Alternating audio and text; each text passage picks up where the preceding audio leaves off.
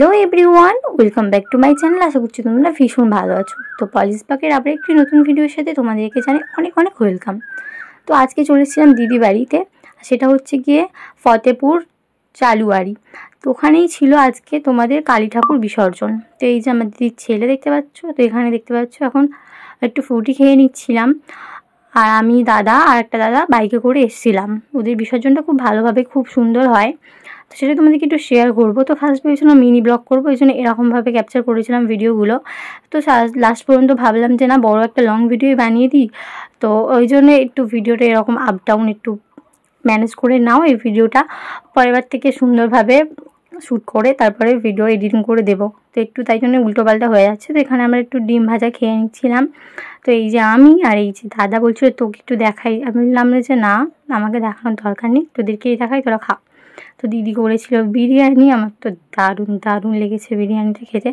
আর এই যে ও খাচ্ছে ওখানে। আর তারপরে আমরা খেয়ে নিয়েছিলাম কোল্ড ড্রিঙ্কস। এটা কিন্তু কোল্ড ড্রিঙ্কস কেউ উল্টো পাল্টা অন্য কিছু ভেবো না, আগে থেকে বলেছিলাম। আর এই যে একটা বৌদি লাস্টে এসেছিলো, এই বৌদি আর বৌদির মেয়ে আর দাদা। তো এই যে এখানে দেখতে পাচ্ছ নাচ গান শুরু হয়ে গেছে। আর এখানে সব 4টের মতো বক্স এসেছিলো, মানে 4টে সেট। এখানে একটা সেট আছে 4টে, মানে বক্সে কম্পিটিশান চলে আর কি। তো এই যে আমাদের মা দেখতে পাচ্ছ, খুব সুন্দর আর অনেকটাই বড়।